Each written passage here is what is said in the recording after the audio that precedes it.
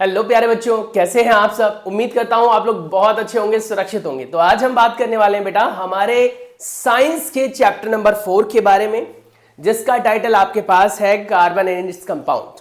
इस चैप्टर को मैं आपको वन शॉट में समझाने की कोशिश करूंगा बेटा। ट्राई टू अंडरस्टैंड, जो भी चीजें आपको लिखने लायक लगे वो लिख लेना। ये चैप्टर का जो वीडियो है ये गो थ्रू वीडियो है, जिससे कि आपको इस चैप्टर में क्या था वो सब कुछ पता लग जाएगा। एक बार जब हम चैप्टर को गो थ्रू कर लेंगे, उसके बाद एनसीईआरटी के क्वेश्चन आंसर्स को तैयार करना है। सिर्फ क्वेश्चन आंसर्स को पढ़ना है, समझना है ध्यान से, क्योंकि अगर आपने क्वेश्चन आंसर्स को तैयार नहीं किया एनसीईआरटी के, तो समझ जाओ आपके 40 to 50% मार्क्स कम हो जाएंगे। आप कहोगे ये क्या कह रहे हो सर, एनसीईआरटी नहीं पढ़ी तो इतने कम मार्क्स। देखो, एनसीईआरटी के क्वेश्चन आंसर्स डिटो तो पूछे नहीं जाते हैं कई बार, पर घुमाकर आंसर्स सेम ही रहते हैं। तो इसीलिए एनसीईआरटी को इग्नोर मत करो। बहुत सारे यूट्यूब चैनल पर मैंने देखा है, वो बोलते हैं कि एनसीईआरटी को कॉर्नर में रख दो, साइड में रख दो, ये कर लो वो कर लो। बेटा मैं सिंपल सी बात ये कहना चाहता हूं कि एनसीईआरटी को आप इग्नोर बिल्कुल भी मत करो। एनसीईआरटी के क्वेश्चंस हमेशा ही पूछे जाते हैं और एनसीईआरटी से बाहर बहुत थोड़ा सा पोर्शन ही आता है। तो अगर आपने एनसीईआरटी ओनली कर लिया ना, तो भी काफी कर लिया। चलिए अब हम कार्बन कंपाउंड को समझने से शुरू करते हैं। कार्बन कंपाउंड जो चैप्टर है, इसमें सबसे पहली चीज जो आपको पढ़नी होती है वो होती है कार्बन की प्रॉपर्टी। जैसा कि आप सभी जानते हैं बेटा कि हमारे पीरियोडिक टेबल के अंदर, हालांकि पीरियोडिक क्लासिफिकेशन ऑफ एलिमेंट वाला चैप्टर आपका सिलेबस से डिलीट हो चुका है, लेकिन हमारे पीरियोडिक क्लासिफिकेशन के अंदर जो कार्बन आता है बेटा वो 6th नंबर पर आता है और इसका एटॉमिक मास 12 होता है। ये हमारा ऑर्डिनरी कार्बन है, वाइडली यूज होता है, सबसे ज्यादा अबंडेंट है और नेचर में सबसे ज्यादा यही वाला कार्बन पाया जाता है। हालांकि अगर हम अर्थ के क्रस्ट की बात करें तो अर्थ के क्रस्ट में कार्बन सिर्फ 0.02% में पाया जाता है, जो कि बहुत कम है। 0.02% में अर्थ के क्रस्ट में, टोटल क्रस्ट में जितने भी एलिमेंट्स पाए जाते हैं उसका सिर्फ 0.02% कार्बन होता है। लेकिन कार्बन हर जगह होता है, क्वांटिटी में कम है लेकिन डाइवर्सिफाई है, ये हर जगह पर अवेलेबल होता है। ऐसे ही अगर हम एनवायरनमेंट की बात करें तो in form of carbon dioxide CO2 हमारे एटमॉस्फेरिक गैस का 0.03% हमारा कार्बन डाइऑक्साइड होता है। इसी के राउंड ऑफ में होता है। थोड़ा सा फिगर याद रख लो सो दैट अगर आपका ऑप्शन टाइप क्वेश्चन में ऐसा कुछ पूछा जाता है तो यू कैन इजीली आंसर। तो ये हमारे एटमॉस्फेरिक गैस में है और ये बेटा हमारे अर्थ के क्रस्ट में है। तो ये चीजें आपको ध्यान रखनी है थोड़ी सी। उसके बाद अगर हम कार्बन की प्रॉपर्टी की बात करें तो कार्बन का एटॉमिक नंबर 6 है। तो इतना क्लियर हो गया बेटा कि इसमें नंबर ऑफ इलेक्ट्रॉन्स 6 होंगे आइसोलेटेड स्टेट में। आइसोलेटेड स्टेट क्या होता है? वो स्टेट बेटा जिस स्टेट में, ध्यान से सुनना, उसने किसी के साथ बॉन्डिंग नहीं की है, उसे हम कहेंगे आइसोलेटेड स्टेट। तो उसमें नंबर ऑफ इलेक्ट्रॉन्स कितने होते हैं? नंबर ऑफ इलेक्ट्रॉन्स होते हैं 6। प्रोटॉन्स की बात करें तो वो भी होता है 6, ठीक है। एटॉमिक नंबर की बात करें, एटॉमिक नंबर की बात करें तो वो भी है 6, ठीक है। अब एटॉमिक नंबर क्या होता है? जो यहां लिखा जाता है, ठीक है। तो वैसे जो नंबर ऑफ प्रोटॉन्स होते हैं वही एटॉमिक नंबर होता है, ठीक है। तो ये याद रखना है। इलेक्ट्रॉन्स भी उतने ही होते हैं, पर आइसोलेटेड स्टेट का मतलब हो गया कि उसने किसी के साथ बॉन्डिंग परफॉर्म नहीं की है। बॉन्डिंग परफॉर्म करने पर इलेक्ट्रॉन के जो नंबर होते हैं बेटा वो बदल जाते हैं। प्रोटॉन नहीं बदलता, proton will remain as it is जब तक कोई मतलब आप कह सकते हो कि न्यूक्लियर रिएक्शन ना हो। तो एटॉमिक नंबर इसका 6 हो गया। एटॉमिक मास जो ऊपर लिखा होता है वो है बेटा एटॉमिक मास, ठीक है। एटॉमिक मास कितना है? 12 है। ऑर्डिनरी कार्बन का एटॉमिक मास कितना होता है? 12 होता है। ऑर्डिनरी कार्बन क्यों बोल रहा हूं बार बार? जो वाइडली यूज है, जिसके बारे में कार्बन निकलते ही मुंह से सिर्फ C612 निकलता है, तो उसका मास 12 होता है। अगर आपसे कोई न्यूट्रॉन पूछेगा तो क्या होगा? Atomic mass minus atomic number which is 6। तो ये एक ऐसा एटम है जिसमें इलेक्ट्रॉन, प्रोटॉन, न्यूट्रॉन सब 6 है। एटॉमिक नंबर 6 है, मास नंबर 12 है। ये याद रखना। कार्बन के बेटा 3 आइसोटोप्स पाए जाते हैं। आइसोटोप्स समझ में आता है क्या होता है? Same atomic number but different mass number. Isotopes का क्या मतलब होता है? Same atomic number but different mass number, यानी कि ऐसे एटम्स हम अगर लें जिनके एटॉमिक नंबर सेम है, तो एक्चुअली एलिमेंट सेम ही हुआ, बट उसका मास नंबर डिस्टिंक्ट है, तो उसे हम आइसोटोप्स कहते हैं। जैसे कार्बन के 3 आइसोटोप्स होते हैं बेटा, C612, C613 और C614। ये आपके पास 3 आइसोटोप्स होते हैं कार्बन के। कार्बन के 3 आइसोटोप्स में ये वाला जो आइसोटोप होता है बेटा, ये कार्बन डेटिंग फिनोमिना में यूज होता है। क्या है ये carbon dating phenomena? Carbon dating phenomena एक ऐसा फिनोमिना होता है जिसमें कार्बन C614 का यूज करके बच्चों हम किसी भी चीज की एज को प्रेडिक्ट कर सकते हैं। नॉट 100% एक्यूरेट, पर राउंड ऑफ में। फॉर एग्जाम्पल, आपने वो मूवी देखी होगी राम सेतु करके, वहां पर भी कुछ ऐसा ही दिखाया गया। वहां पर एक मशीन दिखाई गई थी जो कुछ सिलेंड्रिकल ट्यूब जैसा था, वो जो है नीचे से कुछ एशेस वगैरह कुछ जो है वो वहां जो पहले के ब्रिज थे बने हुए अंडर वाटर, उसका कुछ पार्ट लेकर आता है और मशीन में डालता है और उससे एज का प्रेडिक्शन करता है। तो उसके अंदर जो यूज होता है एलिमेंट वो है C614, कार्बन डेटिंग फिनोमिना में यूज होता है। जो बोन्स होते हैं, फॉसिल्स होती हैं, या फिर कोई मॉन्यूमेंट होता है, उसके एज को भी प्रेडिक्ट करने के लिए इसी का यूज किया जाता है। अब सवाल उठता है, कार्बन के बारे में हमने ये सब पढ़ लिया, आइसोटोप क्या होता है, तो अब हम बात कर लेते हैं जरा बॉन्डिंग के बारे में। यहां पर मेंशन है बेटा कोवेलेंट बॉन्ड। कार्बन कैसा बॉन्ड बनाता है? कोवेलेंट बॉन्ड बनाता है। अब सवाल उठता है कि आयनिक बॉन्ड क्यों नहीं बनाता है? ठीक है, या बनाता है तो क्या कब बनाएगा या नहीं बनाएगा? देखो, अगर हम देखें तो कार्बन के जितने भी कंपाउंड्स हैं वो सब इलेक्ट्रिकली न्यूट्रल होते हैं। एक चीज याद रखना बेटा, प्योर स्टेट में हर एक चीज जो कोवेलेंट बॉन्ड से बनी हुई है न्यूट्रल ही होता है। आयनिक बॉन्ड वाले कंपाउंड जो है वो कंडक्टिव होते हैं, मेटेलिक बॉन्ड जो होता है वो कंडक्टिव होता है, लेकिन कोवेलेंट जो बॉन्ड होता है, कोवेलेंट कंपाउंड्स होते हैं बेटा, वो अपने आप में न्यूट्रल होते हैं। जैसे आप कार्बन का कोई भी कंपाउंड ले लो, वो सब न्यूट्रल होता है। अल्कोहल ले लो, कार्बन से बना हुआ है ना। मीथेन ले लो, इथेन ले लो, एलपीजी गैस ले लो, ये इलेक्ट्रिकली न्यूट्रल होते हैं। इनमें से करंट पास नहीं हो सकता because they are made up by covalent bond. अब कोवेलेंट बॉन्ड क्या होता है ये भी बता दो सर। कोवेलेंट बॉन्ड ऐसे बॉन्ड को कहते हैं बेटा जिनमें दो एटम्स के बीच में इलेक्ट्रॉन्स की शेयरिंग होती है। वहां पर ना लॉस ऑफ इलेक्ट्रॉन होता है ना गेन ऑफ इलेक्ट्रॉन होता है, शेयरिंग होती है। इलेक्ट्रॉन डॉट स्ट्रक्चर, जो लेविस इलेक्ट्रॉन डॉट स्ट्रक्चर आपने पढ़ा होगा, लेविस भी पढ़ते हैं कई लोग इसे, तो उसके अंदर आपने देखा होगा कि किस तरीके से इलेक्ट्रॉन को ट्रांसफर करके बैलेंस किया जाता है उसके ऑक्टेट को। कोई भी एटम बॉन्डिंग इसलिए बनाता है, ध्यान से सुनना, ये क्वेश्चन भी पूछा गया है, कोई भी एटम बॉन्डिंग इसलिए बनाता है क्योंकि उस एटम का या तो ऑक्टेट पूरा नहीं है या फिर डुप्लेट पूरा नहीं है। अगर ऑक्टेट पूरा नहीं है तो वो अपने ऑक्टेट को पूरा करना चाहेगा, अगर डुप्लेट पूरा नहीं है तो अपने डुप्लेट को पूरा करना चाहेगा। ऑक्टेट को पूरा करने के लिए 8 इलेक्ट्रॉन चाहिए, डुप्लेट को पूरा करने के लिए 2 इलेक्ट्रॉन। डुप्लेट बनाने वाले बहुत कम ही एलिमेंट है जो डुप्लेट बनाते हैं, बाकी ज्यादातर ऑक्टेट बनाते हैं। अब यहां पर भी ये लिखा हुआ है, अगर आप पढ़ो तो लिखा होगा, let us study the property of some carbon compound. Most of the carbon compounds are poor conductor of electricity as we have seen in chapter number 2। From the data given in the table on the boiling and melting point, we can say carbon compound, we find that these compound have low melting boiling point as compared to the ionic compounds. We can conclude that the force of attraction between the molecules not so strong since these compounds are large non-conductor or non-conductive electricity, we can say, and conclude that the bonding of these compounds does not give rise to ionic. मतलब simple सी बात ये कहना चाह रहा है कि covalent compound की ये प्रॉपर्टीज हैं। पहली बात तो ये, और हाँ एक चीज और बता दूं मैं, कार्बन के सारे कंपाउंड्स जो है वो इलेक्ट्रिकली न्यूट्रल नहीं होते हैं, कुछ एक इलेक्ट्रिकली कंडक्टिव भी हो जाते हैं। अब कंपाउंड तो नहीं कह सकते, लेकिन अगर आप ग्रेफाइट की बात करो तो कार्बन का अपना एक अलोट्रॉप है। वो अलोट्रॉप तो सुना ही होगा आपने, कार्बन से बनने वाली अलग अलग चीजें जिनकी फिजिकल स्टेट अलग अलग हो, केमिकली सब सेम ही हो, उन्हें हम कहते हैं अलोट्रॉप्स। जैसे ग्रेफाइट हो गया, डायमंड हो गया। ग्रेफाइट और डायमंड क्या है? कार्बन के अलोट्रॉप्स हैं बेटा। Graphite is very good conductor of electricity, है ना।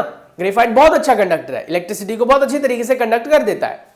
तो वही यहां पर समझने वाली बात है। साथ ही आपको ये याद रखना है कि जो कोवेलेंट कंपाउंड्स होते हैं उनके बीच में फोर्स ऑफ अट्रैक्शन वीक होता है, इलेक्ट्रिकली न्यूट्रल होते हैं, मेल्टिंग बॉइलिंग पॉइंट कम होता है। हो सकता है यहां से क्वेश्चन पूछा जाए, write the characteristics of covalent compound. Covalent compound के कैरेक्टरिस्टिक्स पूछ लेगा, अब क्या बताओगे? तो आप यही लिखोगे, covalent compounds are weak in nature. Covalent compounds के बीच में जो फोर्स ऑफ अट्रैक्शन होता है मॉलिक्यूल्स के या एटम्स के बीच में, वो कम होता है, ये आप मेंशन कर दोगे। साथ ही आप मेंशन करोगे they have very low melting boiling point. Melting boiling point बहुत कम होता है उनके, अगर हम कंपाउंड को देखें तो, क्योंकि बॉन्ड ही बहुत वीक है तो मेल्टिंग बॉइलिंग पॉइंट तो ऑब्वियसली कम होगा ना। और पुअर कंडक्टर ऑफ इलेक्ट्रिसिटी होते हैं।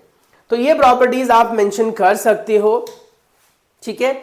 अब यहां पर आ जाओ, नाउ 9th क्लास की कुछ गाने गा रहा है, ये छोड़ दो इसे।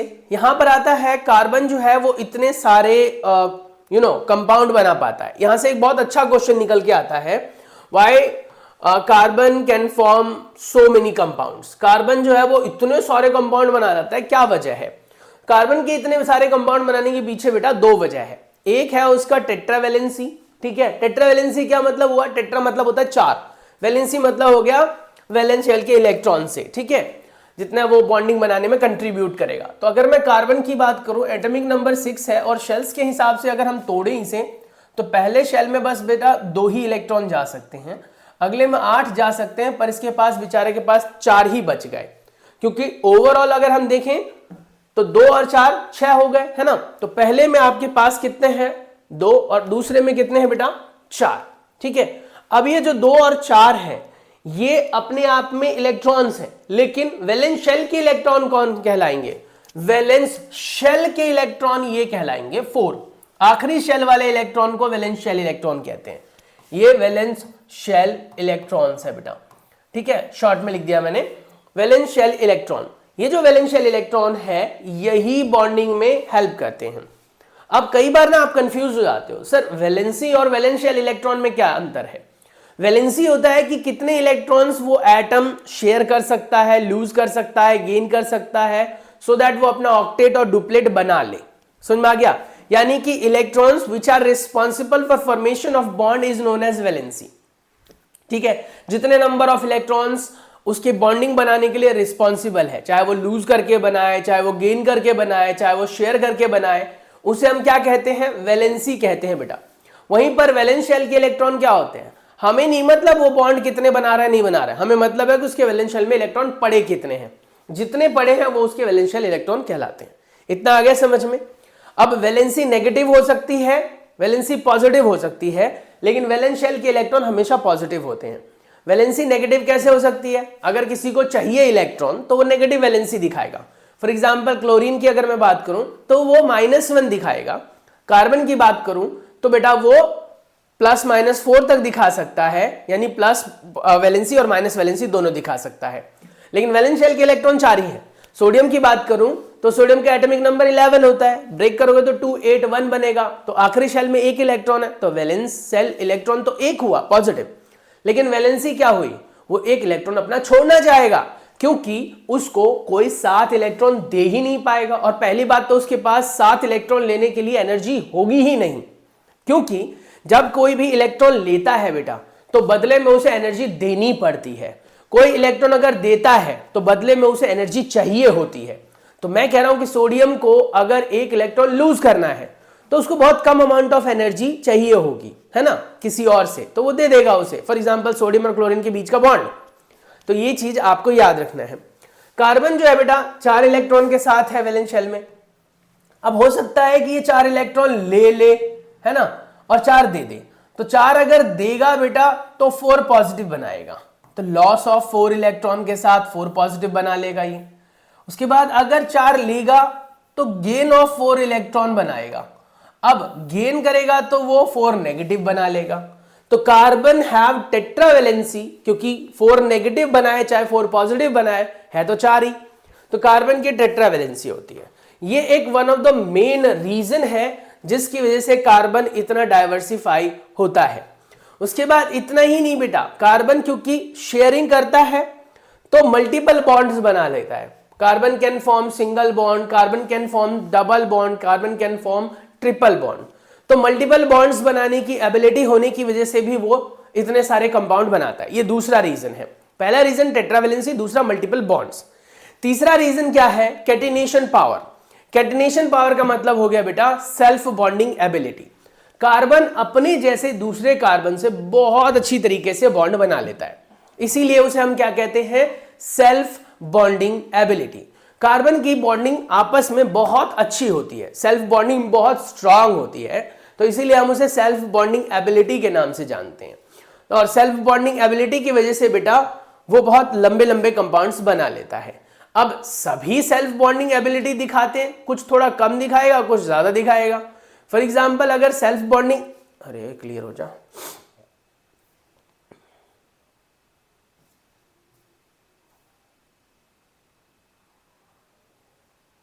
हो जा, क्या दिक्कत है, छोड़ो। हाँ, सेल्फ बॉन्डिंग एबिलिटी सब थोड़ा थोड़ा दिखाते हैं। देखो कार्बन दिखाता है सेल्फ बॉन्डिंग एबिलिटी, कार्बन की पूरी फैमिली दिखाती है, ठीक है, नीचे की सारी फैमिली दिखाती है। तो अब सेल्फ बॉन्डिंग एबिलिटी तो हाइड्रोजन भी दिखा रहा है, हाइड्रोजन कैन फॉर्म H2 ना। अब ये कैसे बना? तो यहां पर जो आप दिखा रहे हो बेटा, इसी को कहते हैं इलेक्ट्रॉन डॉट स्ट्रक्चर। अगर पेपर में आता है इलेक्ट्रॉन डॉट स्ट्रक्चर बनाने के लिए, तो हो सकता है आपका मीथेन के लिए आ जाए, इथेन के लिए आ जाए, इथीन के लिए आ जाए, ऐसा इलेक्ट्रॉन डॉट स्ट्रक्चर पूछा जा सकता है। अगर आप लोगों ने इसके इलेक्ट्रॉन डॉट स्ट्रक्चर बनाए हुए हैं तो बहुत अच्छी बात है बेटा, नहीं बनाया तो बेटा घर पे ट्राई कर लेना, नहीं आए तो मुझे कमेंट करके बता देना, मैं आपको इलेक्ट्रॉन डॉट स्ट्रक्चर को थोड़ा डिटेल में अलग से एक शॉर्ट वीडियो प्रोवाइड कर दूंगा। पर क्योंकि वन शॉट वीडियो है तो ऑब्वियस सी बात है, थोड़ा ऊपर से मैं समझा देता हूं। इलेक्ट्रॉन डॉट स्ट्रक्चर में क्या होता है कि जितने भी हाइड्रोजन इन्वॉल्व होते हैं उसके सिर्फ वैलेंस शेल के इलेक्ट्रॉन लिखे जाते हैं बेटा, सिर्फ वैलेंस शेल के।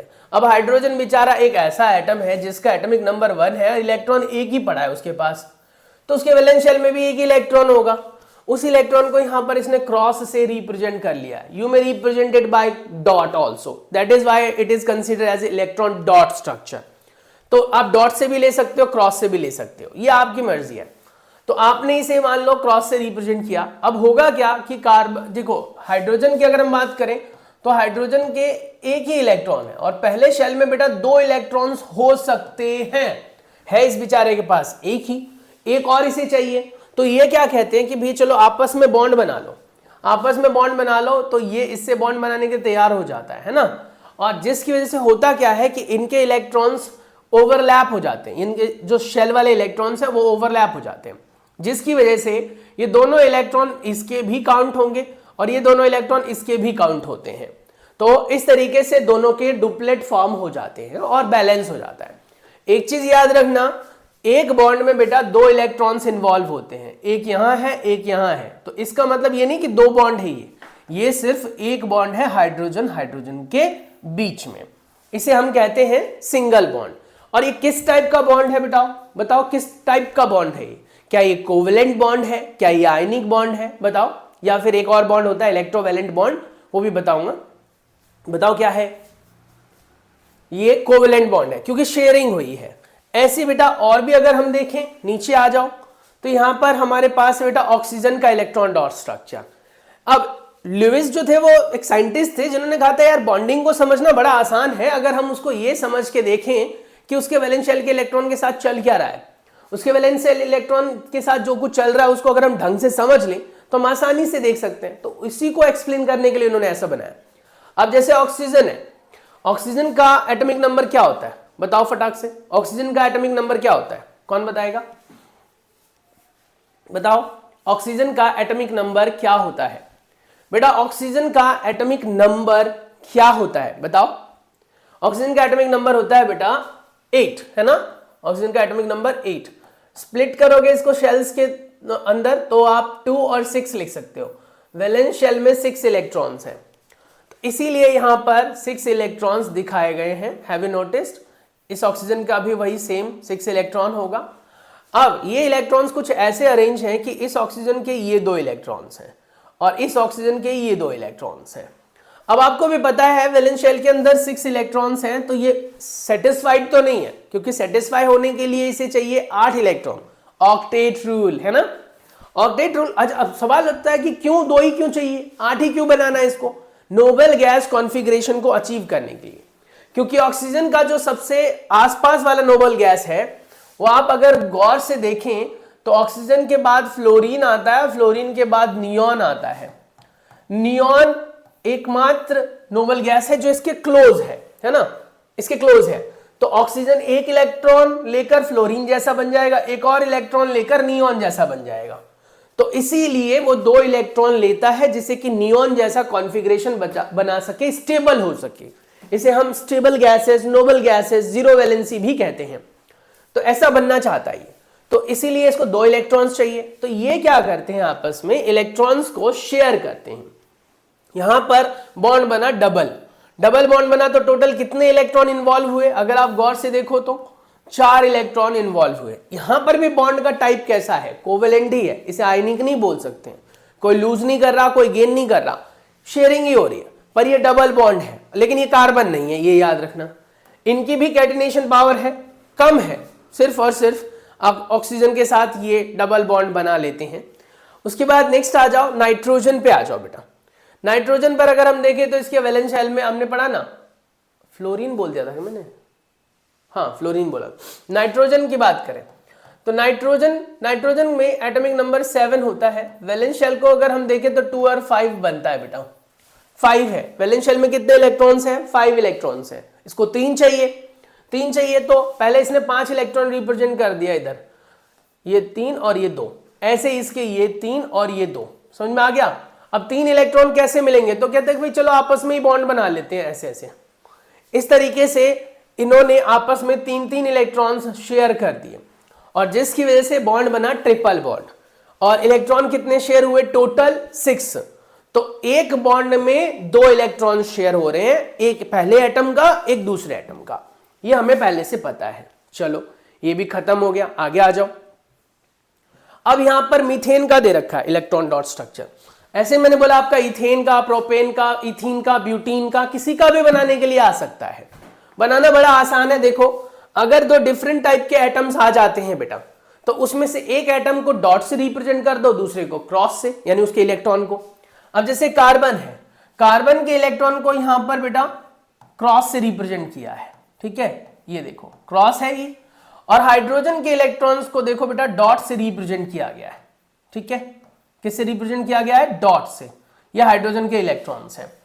अब ये आपस में बॉन्ड कैसे बना रहे, तो हम सभी को पता है कि कार्बन जो है ना, अपने आप को स्टेबल होने के लिए 4 बॉन्ड बनाना चाहेगा।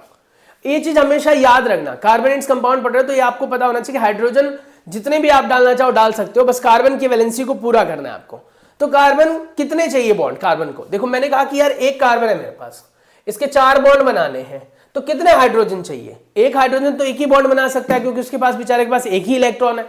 तो इसको कितने हाइड्रोजन चाहिए होंगे बॉन्ड बनाने के लिए। आप कहोगे सर सिंपल सी तो बात है, 4 हाइड्रोजन, एक इधर से जोड़ दो, इधर से एक, इधर से एक, इधर से, वही तो 4 जोड़े हुए यहाँ पर। और ये एटम जो होते हैं वो स्फेरिकल होते हैं, है ना। एटम्स को कैसे दिखाया जाता है, स्फेरिकल, इसीलिए स्फेरिकल दिखाया गया है। हाइड्रोजन के कंपैरिजन में कार्बन को बड़ा दिखाया गया है, और यहाँ पर बेटा इलेक्ट्रॉन्स है, और यहाँ पर टोटल 4 बॉन्ड बनेंगे। तो ये इलेक्ट्रॉन डॉट स्ट्रक्चर है। मैंने एक सैंपल पेपर को अभी रिव्यू करवाया था आप लोगों को बेटा, ये कार्बन के एलोट्रॉप्स हैं बेटा। उस सैंपल पेपर के अंदर मैंने नोटिस किया कि डायमंड और ग्रेफाइट का स्ट्रक्चर पूछा गया है, डायमंड और ग्रेफाइट का स्ट्रक्चर पूछा गया है। और बहुत सारे बंदे क्लेम करते कि आएगा नहीं, आएगा नहीं। अब तक नहीं आया इसका मतलब ये नहीं कि नहीं आएगा, एनसीईआरटी के अंदर है तो आपको पता होना चाहिए। चलो इसको बनाने का तरीका बता देता हूं। आपको पता होगा कार्बन के बेटा 3 एलोट्रॉप्स हमारे सिलेबस में है। एलोट्रॉप्स पता है नहीं क्या होता है, आइसोटोप्स अलग है, आइसोटोप्स भी कार्बन के 3 है, और एलोट्रॉप्स भी अपने सिलेबस में 3 है। एलोट्रॉप्स होते हैं क्या, अगर आप इसकी डेफिनेशन को देखोगे ना तो ऊपर मेंशन्ड है, पहले मैं एक बार बता देता हूं। ये देखो यहां पर है एलोट्रॉप्स ऑफ कार्बन। क्या कहता है, the element carbon occur in different form in nature. Carbon जो है वो अलग अलग फॉर्म में नेचर में मिलता है। Widely varying physical property both diamond and graphite form by the carbon atom. Varying physical property यानी एलोट्रॉप की खास बात यही समझ में आ गई आपको, इतनी ही में ही समझ में आ गई कि अलोट्रॉप्स होते हैं जिनके अंदर एलिमेंट सेम यूज होता है पर उसकी फिजिकल प्रॉपर्टी अलग होती है। अब डायमंड देखो कितना हार्ड है ना, ग्रेफाइट देखो कितना सॉफ्ट, डायमंड देखो कितना शाइनी। ग्रेफाइट इतना शाइनी नहीं होता, चमकता तो है, अगर पेंसिल को आप नेल पर रब करो तो आप देख सकते हो थोड़ा शाइन तो होता है। डायमंड को देखो पुअर कंडक्टर ऑफ इलेक्ट्रिसिटी, और ग्रेफाइट देखो गुड कंडक्टर ऑफ इलेक्ट्रिसिटी। तो कहीं ना कहीं ये डिफरेंट फिजिकल प्रॉपर्टीज के साथ आते हैं। अब ये जो अलोट्रॉप्स है बेटा हमारे सिलेबस में, उसमें आपको याद क्या रखना है, पहले भी बताया हुआ है, मैं फिर से बता रहा हूं बेटा, इन दोनों में मेन डिफरेंस क्या है। तो कहता है कि carbon atoms are bonded to one another in diamond, each carbon atom is bonded with 4 other carbon, ठीक है, रिजिड 3D स्ट्रक्चर बनाता है। डायमंड के अंदर खास बात क्या हो गई कि भैया वो 3D स्ट्रक्चर बनाता है और C1 विद C4 का रिलेशन होता है, यानी एक कार्बन 4 कार्बन से जुड़ा होता है, एक कार्बन 4 कार्बन से जुड़ा होता है। अगर ग्रेफाइट की बात करूं तो एक कार्बन 3 कार्बन से जुड़ा होता है और ये प्लेनर स्ट्रक्चर होता है हेक्सागोनल एरे के साथ। प्लेनर स्ट्रक्चर तो ये हो जाता है आपके पास क्या, 2D स्ट्रक्चर हो जाएगा, ठीक है, 2D स्ट्रक्चर है। ग्रेफाइट कैसा दे रहा है, 2D स्ट्रक्चर है, और C1 से C3 दे रहा है वो, यानी 3 कार्बन जुड़े होंगे एक कार्बन से, और साथ ही ये हेक्सागोनल एरे होता है, हेक्सागोनल अरेंजमेंट कह सकता हो आप, तो हेक्सागोनल अरेंजमेंट होता है। अब ये 3 बातें इसकी याद रखनी है, वो 2 बातें उसकी याद रखनी है, बस इतना ही है। बाकी बनाने का देख लो यहां पर इन दोनों में डिफरेंस, क्योंकि ये C60 बनाने के लिए नहीं आएगा, C60 है ये, बकमिस्टर फुलरीन, याद रखना, स्पेलिंग याद कर लो बेटा, BUCK बक, मिंस्टर MINSTER मिंस्टर, बकमिंस्टर फुलरीन। कई बच्चों को ये नाम याद होगा पर स्पेलिंग लिखने जाओगे पक्का गलती कर देते हो। किसी के नाम की स्पेलिंग बेटा आपको साइंस में भी गलत नहीं लिखनी है। बकमिंस्टर फुलरीन है, C60 अरेंजमेंट है, अपने आप में ये डोम शेप होता है। और ये ध्यान रखना, एक पेंटागन जो होता है, एक पेंटागन जो होता है वो अपने 5 हेक्सागन्स के साथ जुड़ा होता है। एक पेंटागन 5 हेक्सागन के साथ जुड़ा होता है, ये बात लिख लो, ये बात लिख लो बेटा। नाउ आगे आ जाओ, ये अरेंजमेंट थी। हाँ, अरेंजमेंट की बात बताया था, इसको बनाना बड़ा आसान है। ऊपर देखो 3 बेंजीन जैसे कुछ, बेंजीन तो नहीं कह सकते आप इसको आप साइक्लोहेक्सेन जैसा कुछ कह सकते हो। 3 साइक्लोहेक्सेन ऊपर बनाने, 3 साइक्लोहेक्सेन नीचे बनाने, और ऐसे ऐसे करके लाइनें जोड़ देनी है, बस। समझ में आया मैंने क्या कहा? देखो ये हेक्सागन है ना, ये हेक्सागन है, इसके अरेंजमेंट को जैसे जैसे दिख रहा है ना वैसे वैसे दिमाग में उतारने की कोशिश करो। ऐसे इसी का कॉपी पेस्ट नीचे बना दो और हर वर्टेक्स को एक एक करके ऐसे करके ऐसे करके ऐसे मैच कर दो। ऊपर वाला ऊपर वाले से, नीचे वाला नीचे वाले से, ये वाला इससे, ये वाला इससे, ऐसे ऐसे करके आप मैच कर दो। तो ये आपका बन जाएगा ग्रेफाइट का स्ट्रक्चर। ये आसान है। डायमंड का स्ट्रक्चर थोड़ा सा टेढ़ा मेढ़ा है। इसको बनाने वक्त में आपको ये याद रखना है बेटा कि एक कार्बन 4 कार्बन के अरेंजमेंट से जुड़ा होगा। तो आपने क्या करना है, शुरुआत कहां से करनी है, ध्यान से सुनना मेरी बात। आपने शुरुआत यहां से करनी है। देखो 4 कार्बन से जुड़ा है ना, आप यहां से शुरुआत करो, ठीक है, या फिर इसको छोड़ दो। आप एक दिख रहा है, ये दिख रहा है और एक ये दिख रहा है, 2 कार्बन दिख रहे हैं यहां पर। अगले वाले में ऐसे ही 2 कार्बन यहां पर और यहां पर है, दिख रहा है, ठीक है। अब एडजेसेंट पोजीशंस पर देखते रहना, यहां पर और यहां पर दिख रहा है। आपने नोटिस किया कि ये वाला जो अरेंजमेंट है वही ये वाला अरेंजमेंट है, ये वाला जो अरेंजमेंट है वही ये वाला अरेंजमेंट है। तो ये दोनों एज इट इज कॉपी कर लेना। उसके बाद जो अरेंजमेंट बेटा यहां पर आपने देखी इस जगह पर, वही अरेंजमेंट आपकी जो बेटा ऊपर वाले स्टेप में भी होती है। बट ये होता क्या है कि अगर आप ऑल्टरनेट पोजीशन, देखो ये यहां पर था, उसके बाद ये वाला पोजीशन यहां पर मैच करता है, तो थोड़ा सा इसको ना बनाकर देखो, क्योंकि ऐसे मैं ओरली एक्सप्लेन कर रहा हूं तो शायद थोड़ा समझ में नहीं आ रहा होगा। आप बुक को उठाओ, थोड़ा इसको डिटेल में देखकर बनाने की कोशिश करो, आसानी से बन जाएगा। बनाकर ट्राई करना, नहीं आएगा तो मैं एक सेपरेट वीडियो में इसका स्ट्रक्चर बनाकर बताऊंगा कैसे बनेगा। उसके बाद C60 तो आपको पता ही है, ये यूएस के आर्किटेक्ट थे जिनका नाम बकमिंस्टर फुलर था। इन्हीं के नाम पर जो है ये गया है। तो उन्होंने पहली बार ऐसा 660 का जो है C60 का अरेंजमेंट बनाया था। नेक्स्ट है वर्सेटाइल नेचर ऑफ कार्बन। आपको पता ही है, ये मैंने ऑलरेडी बता दिया। कार्बन जो है वर्सेटाइल नेचर में आता है, टेट्रावेलेंसी आती है, कैटेनेशन पावर आती है। उसके बाद इसके डिफरेंट एलोट्रॉप्स हैं, 3 आइसोटोप्स हैं, ये सब इसके वर्सेटाइल नेचर में ही आता है। कार्बन जो है बहुत अच्छा है इसीलिए, मतलब बॉन्डिंग बनाने में, इसीलिए इसके इतने सारे कंपाउंड्स बन जाते हैं, ये आपको भी पता है। ऑर्गेनिक कंपाउंड की अगर हम बात करें तो कार्बन जो होता है वो ऑर्गेनिक कंपाउंड्स के साथ जुड़ा हुआ है। वैसे तो आपको पता होना चाहिए कि ऑर्गेनिक कंपाउंड बहुत पहले खुद से बनाया नहीं जा सकता था। ऑर्गेनिक कंपाउंड के बारे में साइंटिस्टों का ये मानना था कि नेचर उसे खुद बनाती है, हम लोग नहीं बना सकते हैं। पर कुछ साइंटिस्ट आए, उन्होंने अपना अपना रोल प्ले किया और उन्होंने ये पाया कि भैया हम 1828 में हम ऑर्गेनिक कंपाउंड खुद भी बना सकते हैं। जैसे ऑर्गेनिक कंपाउंड बनाया था यूरिया। ये किससे बना था? अमोनियम साइनेट से। आपको अगर ये लग रहा हो कि भैया ये डू यू नो वाले पोर्शन में से कभी क्वेश्चन पूछा नहीं जाएगा, तो आप गलत फहमी में हैं। यहां से भी क्वेश्चन पूछे जाते हैं। ये कह रहे हैं क्या कि मेन कैरेक्टरिस्टिक्स क्या है कार्बन की? टेट्रावैलेंसी और कैटेनेशन पावर, और इसी की वजह से ये लार्ज नंबर ऑफ कंपाउंड बनाता है। यही वजह है कि आपसे पूछा जाता है कि कार्बन इतने सारे कंपाउंड क्यों बनाता है, तो यही रीजन आपको लिखना है। Many have same non carbon atoms groups of atoms attached to the different carbon chain. These compounds were initially extracted from the natural substances, and it was that these compounds are considered to be as an organic compound, could only be formed within a living cell. ये माना जाता था कि सिर्फ living cell अपने आप ही बनाते हैं ऑर्गेनिक कंपाउंड्स, हम नहीं बना सकते। बाद में साइंटिस्ट आए और उन्होंने, साइंटिस्ट ने जो है जिनका नाम था वोलर, फ्रिडरिच वोलर, ठीक है। अब ये जो साइंटिस्ट थे, इन्होंने पहली बार 1828 में यूरिया बनाया था। बेटा कितने साल पहले की बात है, देख लो। उस टाइम में यूरिया बनाया था अमोनियम साइनेट की मदद से। तो इससे फिर स्टडी थोड़ी एनहेंस हुई, हमें भी ये पता लग गया कि ऑर्गेनिक कंपाउंड्स हम बना सकते हैं। और उसके बाद से फिर क्या, फिर तो ऑर्गेनिक कंपाउंड्स धड़ाधड़ बनने लग गए। उसके बाद आता है saturated and unsaturated carbon compounds. अभी हमने देखा था बेटा कि इलेक्ट्रॉन डॉट स्ट्रक्चर किसका? मीथेन का। मीथेन में आपने देखा सारे बॉन्ड सिंगल थे कार्बन के, इसीलिए वो सैचुरेटेड कहलाएगा। ये आपके पास इथेन है बेटा, स्ट्रक्चर ऑफ इथेन। इथेन को देखो तो यहाँ पर 2 कार्बन है, और ये दोनों जो कार्बन है बेटा, इनके बीच में भी बॉन्डिंग हो रही है, और बेटा ये सेल्फ हाइड्रोजन से भी बॉन्ड कर रहे हैं।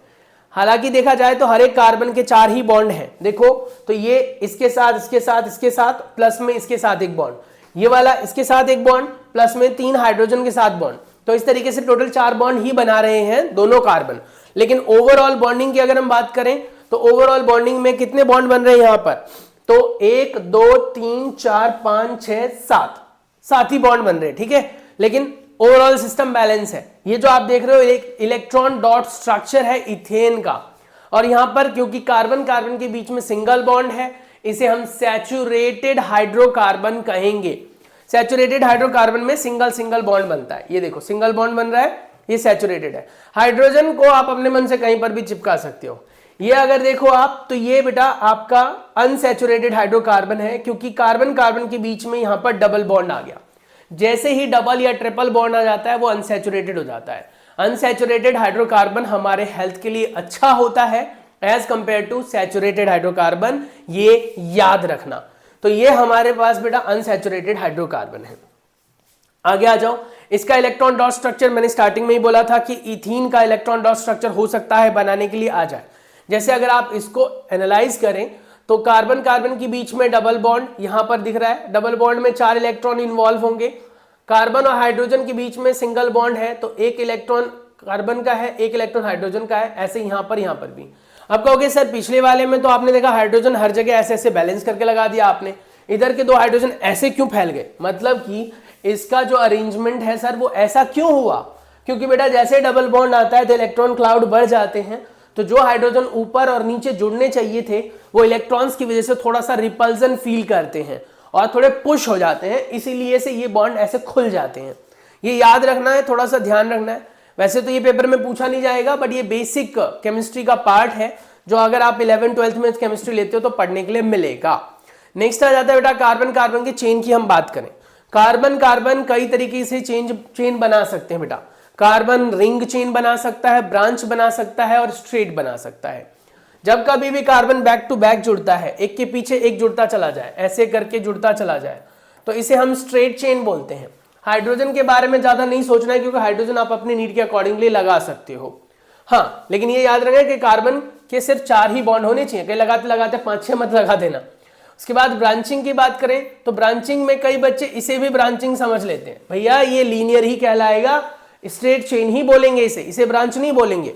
ब्रांच इसलिए नहीं बोलेंगे क्योंकि कार्बन का ये चेन बन जाएगा, समझ में आ रहा है। ब्रांचिंग कब होगी, जब आपने कार्बन को बैक टू बैक जोड़ा ऐसे, और यहां बीच में कहीं एक कार्बन साइड से लगा दिया या 2 कार्बन लगा दिए या कितने भी लगा दिए, तो साइड से अगर आ गया तब वो ब्रांचिंग बन गया। तो ये बेटा लीनियर कहलाएगा, ठीक है, और ये ब्रांच्ड कहलाएगा, ठीक है, लीनियर और ब्रांच्ड। तो इस हिसाब से आपको ध्यान रखना है, लीनियर अरेंजमेंट और ब्रांच्ड अरेंजमेंट कुछ ऐसे आपको बना लेना है। अब यहां पर वर्ड रूट के साथ हम नाम को याद रख लें थोड़ा सा। अगर कार्बन बेटा एक है आपके पास, एक कार्बन अवेलेबल है, तो वर्ड रूट में मेथ लगता है, मेथ, ठीक है, एक है तो मेथ। ये जो एन है ये सिंगल बॉन्ड को दिखाता है, सिंगल बॉन्ड। अगर कार्बन कार्बन के बीच में सिंगल बॉन्ड है तो एन लगाएंगे हम, तो ये हो गया एक कार्बन के लिए मेथ और सिंगल बॉन्ड एन के लिए तो मिथेन हो गया। उसके बाद 2 कार्बन होगा तो एथ आ जाता है और सिंगल बॉन्ड के लिए एन। 3 कार्बन पर प्रोप आ जाता है सिंगल बॉन्ड के लिए एन। 4 कार्बन पर ब्यूट होता है, सिंगल बॉन्ड के लिए आपका एन आ जाता है। तो यही है methane, ethane, propane, butane, pentane, hexane, ये सब आपको याद रखना है। यहां पर देखो ये समझाने की कोशिश कर रहा है, ये स्ट्रेट चेन है, ये ब्रांच चेन है, ये स्केलेटल फॉर्म है बेटा, इसमें हाइड्रोजन नहीं दिखाया गया है। अगर आप उसको बैलेंस करके दिखाते हो पूरा एक्सपेंडेड फॉर्म में, तो ये आपके पास आ गया इसका एक्सपेंडेड फॉर्म जिसमें हाइड्रोजन भी इन्वॉल्व है। इसको देखें तो इसका एक्सपेंडेड फॉर्म ये है जिसमें हाइड्रोजन इन्वॉल्व है। पर कीप इन माइंड एक कार्बन के साथ मैक्सिमम 4 बॉन्ड बनेंगे, ये याद रखना है। उसके लिए चाहे आपको 2 हाइड्रोजन लगाना पड़े चाहे 3, वो आप खुद देखो, समझ में आ गया। और ये जो आपने देखा है बेटा, इसका जो कंडेंस्ड फॉर्म है, कंडेंस्ड फॉर्म जो बोलते हैं, इसका जो कंडेंस्ड फॉर्म है वो क्या है। तो देखो अगर आप देखो ये दो जो स्ट्रक्चर है, इस स्ट्रक्चर को अगर हम देखें तो क्या फॉर्मूला बना रहा है, इस स्ट्रक्चर को देखें तो क्या फॉर्मूला बना रहा है। एक कार्बन 2 3 4, 4 कार्बन विद हाइड्रोजन 1 2 3 4 5 6 7 8 9 10, ठीक है, तो C4H10 बना रहा है। इसको अगर मैं देखूं तो यहां पर भी 1 2 3 4 और हाइड्रोजन देखें तो 1 2 3 4 5 6 7 8 9 10। दोनों के दोनों स्ट्रक्चर में अलग है बेटा, दोनों के दोनों स्ट्रक्चर में अलग है, लेकिन दोनों का जो फॉर्मूला है वो आप देखो तो सेम आ रहा है, C4H10। दोनों स्ट्रक्चर में अलग है। इसका देखो तो ये लीनियर अरेंजमेंट है, कार्बन बैक टू बैक जुड़ा हुआ है, लीनियर है ये।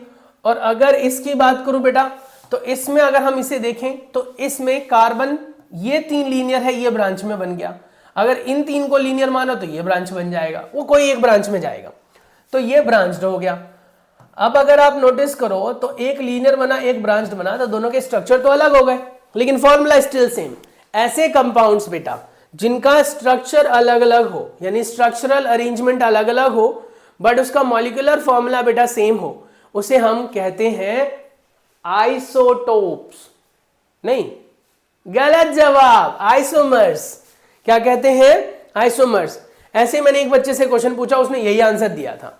तो आइसोमर्स होते हैं, तो कंफ्यूज मत हो जाना। आइसोटोप्स आइसोमर्स डिफरेंट है। आइसोटोप्स होता है same element with different mass number, लेकिन आइसोमर होता है same structural formula but structural formula yes, but different arrangement. Structural formula same है, अरेंजमेंट अलग अलग है, तो इसीलिए इसे हम क्या कहेंगे बेटा? आइसोमर्स। आइसोमर्स। और ये किसके आइसोमर थे बेटा? 4 कार्बन थे, 1 2 3 4। 4 कार्बन पर ब्यूट आता है, ब्यूटेन के 2 ही आइसोमर्स बनेंगे, ब्यूटेन के बेटा 2 ही आइसोमर्स बनेंगे, ठीक है। आइसोमर्स में बेटा रिंग अलाउड नहीं होता। कई बच्चे ना रिंग को भी आइसोमर्स में काउंट कर लेते हैं। रिंग कभी आइसोमर में नहीं आता है, या तो स्ट्रेट आएगा या ब्रांच आएगा, रिंग नहीं आएगा, क्योंकि रिंग आते ही हाइड्रोजन कम हो जाते हैं। अब ये जो आपके पास अरेंजमेंट है बेटा, ये साइक्लोहेक्सेन का है। यहां पर देखो तो 1 2 3 4 5 6 कार्बन है, 6 कार्बन है तो हेक्स आ जाएगा, HEX हेक्स। और उसके बाद बेटा सभी कार्बन जो है हमारे पास 6 के 6 कार्बन जो है, उन 6 कार्बन के पास सभी के पास सिंगल बॉन्ड है, तो इसीलिए हम यहां पर लगाएंगे एन, और दोनों को मिला अगर हम देंगे तो बन जाएगा हेक्सेन। अब क्योंकि ये साइकिल बना रहा है तो इसमें एज अ प्रीफिक्स लगेगा साइक्लो। क्या लगेगा? साइक्लो। तो पूरा नाम क्या बना अगर हम जोड़े तो? साइक्लोहेक्सेन ये बनेगा। इसमें हमने हाइड्रोजन को इन्वॉल्व नहीं किया है, ये स्केलेटल फॉर्म है। हाइड्रोजन को इन्वॉल्व कर दिया तो ये पूरा का पूरा एक्सपेंडेड फॉर्म बन गया। हर कार्बन 4 बॉन्ड बनाएगा। इस कार्बन को अगर मैं देखूं तो 1 2 3 4, इसको देखूं तो 1 2 3 4, सभी को देख लो आप 1 2 3 और ये 4। तो इस तरीके से ये याद रखना कि एक कार्बन 4 ही बॉन्ड बना सकता है। ये कंप्लीट मॉलिक्यूलर फॉर्मूला है, ये आपका जो है स्केलेटल कार्बन स्केलेटल फॉर्मूला है। उसके बाद इसका जो स्ट्रक्चरल फॉर्मूला होता है वो अगर हम देखें तो क्या बन रहा है, स्ट्रक्चरल फॉर्मूला क्या बन रहा है, एक कार्बन 2 3 4 5 6 कार्बन है, C6 हो गया। एक कार्बन के पास 2 हाइड्रोजन है तो 6 कार्बन के पास 12 हाइड्रोजन हो जाएंगे। C6H12 किसका फॉर्मूला हो गया, साइक्लोहेक्सेन का हो गया। अब कहता है मान लीजिए इसमें ऑल्टरनेट पोजीशंस पर डबल बॉन्ड लगा दें, जैसा कि यहां डबल बॉन्ड है, फिर यहां नहीं है, यहां है, यहां नहीं है, यहां है, फिर यहां नहीं है, यहां है। ऑल्टरनेट पोजीशन पर अगर डबल बॉन्ड बन जाता है कार्बन के बीच में तो कहीं पर भी ये सैचुरेटेड कंपाउंड तो नहीं रहा, ऊपर वाला सैचुरेटेड था लेकिन ये सैचुरेटेड नहीं रहा, तो इस कंपाउंड को हम कहते हैं बेटा बेंजीन, जिसका फॉर्मूला होता है C6H6। अभी कहोगे सर ऊपर तो C6H12 था, यहां पर 6 ही क्यों रह गया। अगर आप गौर से देखो बेटा तो इस कार्बन के यहां पर 3 बॉन्ड बन चुके हैं। एक ही तो हाइड्रोजन जोड़ सकता है बेचारा, तभी तो वो 4 बॉन्ड बनाएगा।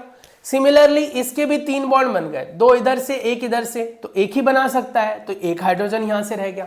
तो इसीलिए हर कार्बन के पास सिर्फ एक ही हाइड्रोजन है and that is the reason इसका फॉर्मूला बन गया C6H6। तो ये हो गया साइक्लोहेक्सेन ऊपर वाला और ये बेंजीन। आप ही बेटा ये जो स्ट्रक्चर है ये पेपर में पूछा जाता है फॉर्मूले के साथ, तो ये याद रखना। इसके कॉरेस्पॉन्डिंगली एक और फॉर्मूला आपसे पूछा जा सकता है ये, और हाँ ये जो आपका हर ऑल्टरनेट पोजीशन पर डबल बॉन्ड है बेटा, इसको ऐसा बनाकर भी आप रिप्रेजेंट कर सकते हो, ऐसा। ये भी आपका बेंजीन का ही अरेंजमेंट है। ये इसका रेजोनेटिंग स्ट्रक्चर कहलाता है, क्योंकि जरूरी थोड़ी है कि भैया यही कार्बन 2 निराले हैं जिनके बीच में डबल बॉन्ड है, हो सकता है यहां डबल बॉन्ड हो। अगर यहां डबल बॉन्ड खिसका तो ये बॉन्ड यहां खिसक जाएगा, ये बॉन्ड यहां खिसक जाएगा। इसीलिए हम कहते हैं कि ये बॉन्ड शिफ्ट होते रहते हैं और सर्कल बनाकर बना देते हैं। तो बेंजीन का आप ऐसा अरेंजमेंट भी दिखा सकते हैं। हाइड्रोजन लगा देना सभी में एक एक, नहीं भी लगाओगे हाइड्रोजन तो भी ये बेंजीन ही कहलाएगा। समझ में आ गया। अब अगर मान लो मैं एक हाइड्रोजन को हटाऊं और इसकी जगह OH लगा दूं तो इसका जो नाम बनता है बेटा वो बनता है फिनॉल। याद रखना, लिख लो, लिखना है तो क्या बनता है ये, फिनॉल। अच्छा जी, अगर मान लो इसको हटाकर CH3 जोड़ दिया मैंने तो क्या बन जाता है, तो बनता है टॉल्यून। ठीक है, टॉलिन बनता है ये। ठीक है, उसके बाद अगर मैं इसको हटा दूं और हाइड्रोजन रखूं और अल्टरनेट पोजीशन पर नाइट्रेट ग्रुप लगा दूं, NO3 लगाता चला जाऊं अल्टरनेट पोजीशन पर, यहां तो रहेगा NO3 NO2, एक्चुअली 3 तो बनेगा ही ना, 2 लगा लो, NO2 लगा दो, NO2 लगा दोगे तो ट्राई नाइट्रोटोल्यूइन बन जाता है ये। ठीक है, ट्राई नाइट्रोटोल्यूइन बन जाता है। टोल्यूइन बनाने के लिए CH3 ऊपर रहेगा। तो ये चीज जो है बेटा बम बनाने के काम में आता है, ट्राई नाइट्रोटोल्यूइन। तो थोड़ा सा याद रखना है, बाकी तो क्या ही है। Will you be my friend में बेटा आपके पास फंक्शनल ग्रुप आ जाते हैं। लगभग 43 मिनट्स हो चुके हैं, फंक्शनल ग्रुप आ जाते हैं। फंक्शनल ग्रुप में आपके सिलेबस में इतना ही फंक्शनल ग्रुप है, इससे ज्यादा कुछ करने की जरूरत नहीं है।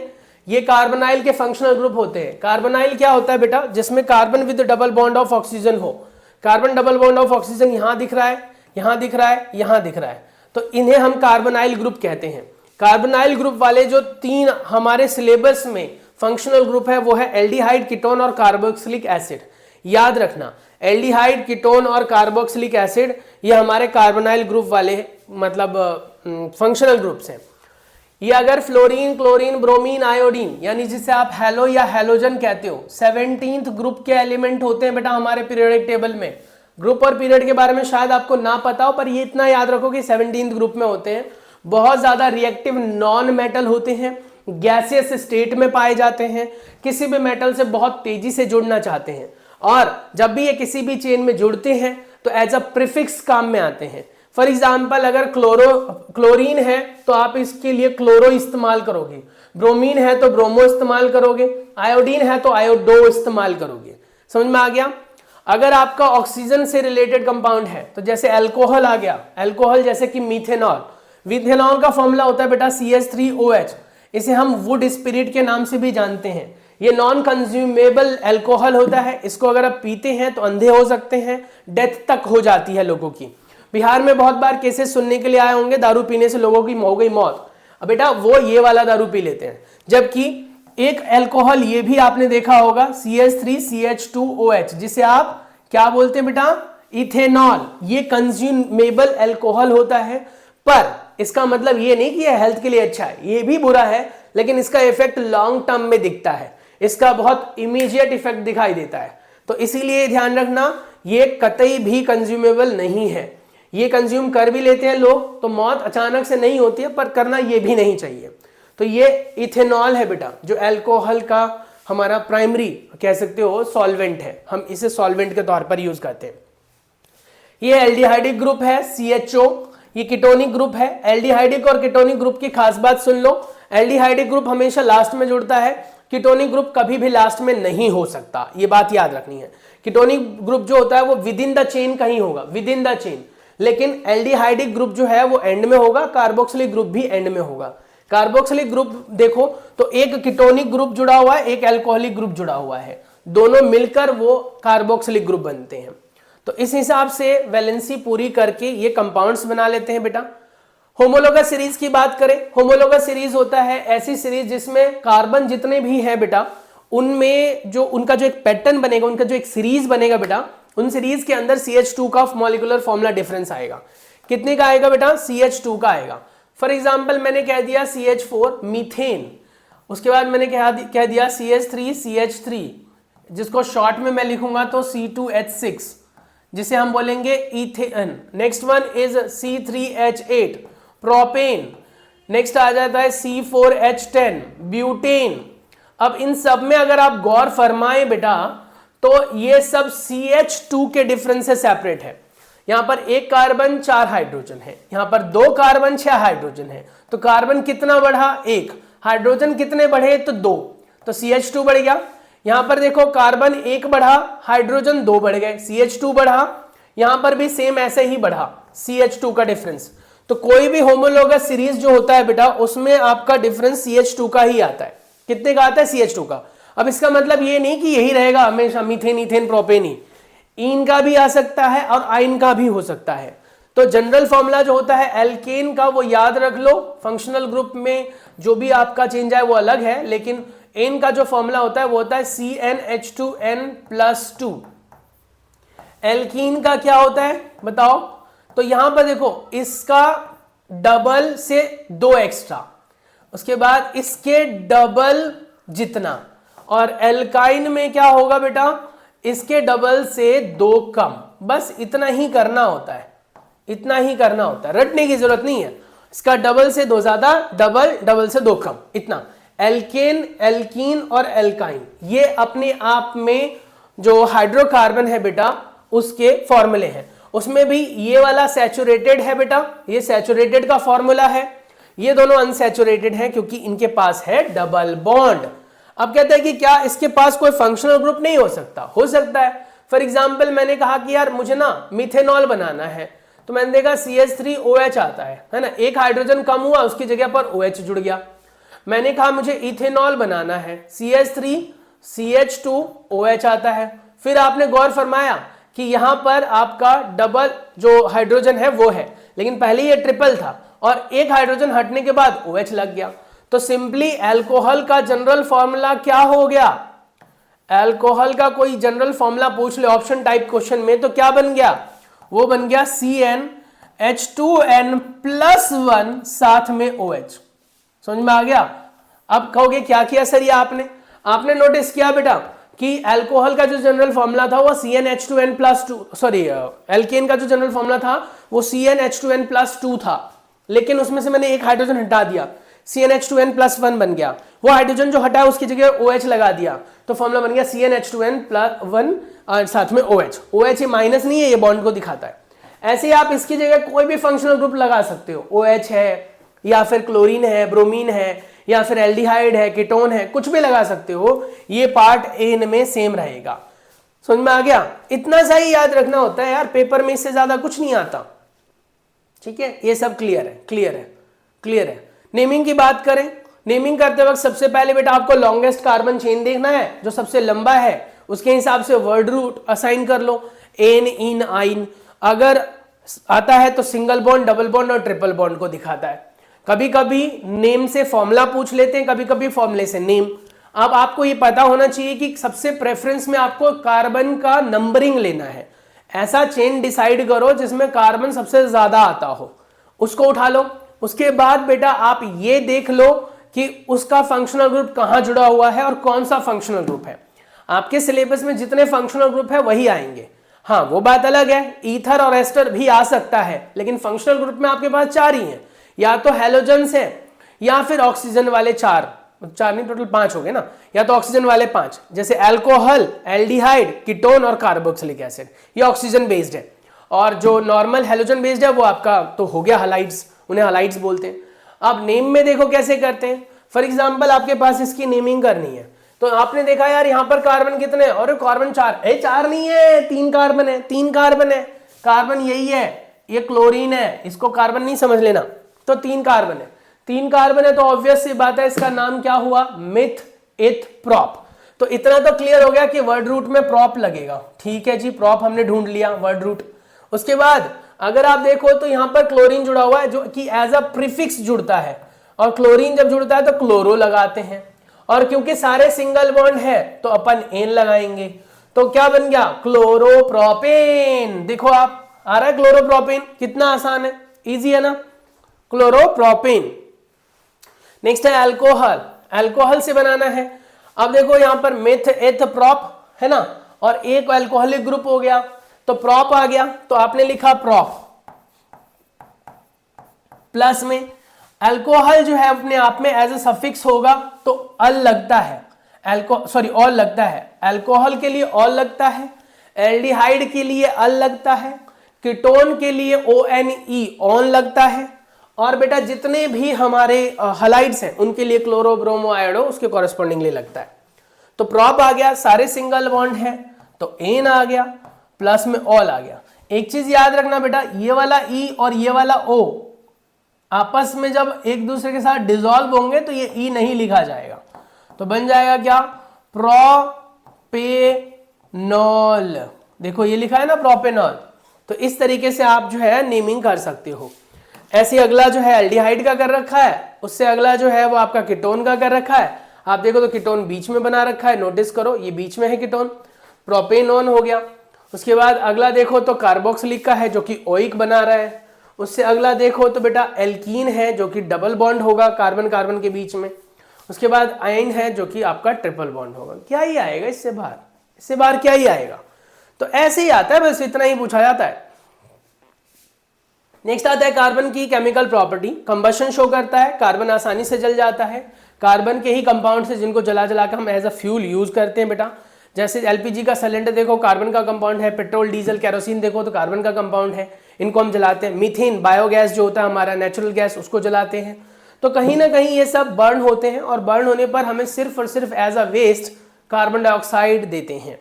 तो इसीलिए इन्हें हम प्योर फ्यूल भी कह देते हैं, क्योंकि और कोई एशेस वगैरह नहीं देते, राख वगैरह नहीं देते हैं ये। तो ये चीज याद रखनी है। तो एक मिनट,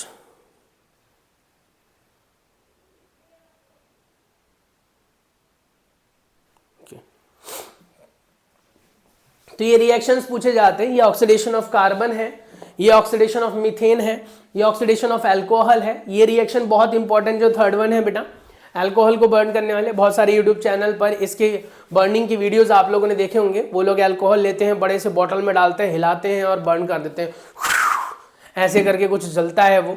तो बेटा वो अपने आप में जो है वो समझ ही जाओ, तो इन्हीं सबको दिखा दिखा के बहुत फेम कमा रहे हैं। तो आप लोग ये खुद भी ट्राई कर सकते हो, बट अभी मत करना, थोड़े मैच्योर हो जाओ तब करना। अभी तो फिलहाल यूट्यूब वगैरह से ही देख कर समझ लो। तो ये कार्बन जलाया, कोल जलाया आपने बेटा, ये बायोगैस जलाई, मीथेन जलाया आपने, या आपने जो है अल्कोहल जला दिया। सभी से आपको मिला क्या, एनर्जी मिल रही है, हीट मिल रही है, लाइट मिल रही है ना। यहाँ पर देखो कार्बन डाइऑक्साइड सभी में मिल रहा है, वाटर सभी में मिलता है, बस इसमें नहीं मिल रहा क्योंकि इसमें हाइड्रोजन अवेलेबल नहीं था। तो जिसमें हाइड्रोजन अवेलेबल था उसमें आपको वाटर मिल रहा है। उसके बाद कह रहा है कि क्या सभी चीजें फ्लेम के साथ जलती है या फिर कोई फ्लेम के बिना भी जलता है। तो जैसे अगर आप कार्बन की बात करो, कोल, तो कोल बेटा फ्लेम नहीं देता, वहीं पर पेट्रोल देता है फ्लेम, एलपीजी देता है, डीजल देता है फ्लेम, केरोसिन देता है फ्लेम। क्यों देता है फ्लेम? कोई भी चीज बेटा फ्लेम तब देती है, याद रखना, जब वो चीज वेपराइज होती है।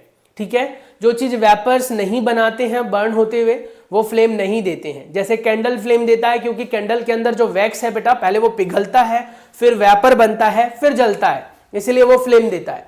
तो ऐसे ही यहां पर है, कोई भी चीज जो फ्लेम दे रही है वो समझ जाओ कि उसके अंदर वेपर है। अब अंगीठी वगैरह जलाते हैं उसमें कहीं भी फ्लेम नहीं निकलता क्योंकि उसमें कोल डलता है, और कोल जलेगा तो कोल के अंदर जो लिक्विड फ्यूल है बेटा वो नहीं है, या गैसेस फ्यूल नहीं है, वो सॉलिड फ्यूल है। और नेचुरल ऑयल जिन चीजों के अंदर होता है वो फ्लेम देता है। फॉर एग्जांपल लकड़ी, लकड़ी को जलाओगे तो फ्लेम देगा स्टार्टिंग में, उसके बाद बंद हो जाता है क्योंकि लकड़ी के अंदर नेचुरल ऑयल होता है, और वो नेचुरल ऑयल जब तक जल रहा होता है तब तक फ्लेम देता है, उसके बाद फ्लेम देना बंद हो जाता है। हीट तो निकलती है पर फ्लेम नहीं देता, ग्लो करता रहता है। फॉर्मेशन ऑफ कोल और पेट्रोलियम आपको पता ही है कि बहुत लंबा प्रोसेस है। कई सालों पहले ऐसा हुआ, नेचुरल डिजास्टर आए जहां पर पेड़ पौधे जो थे वो दब गए।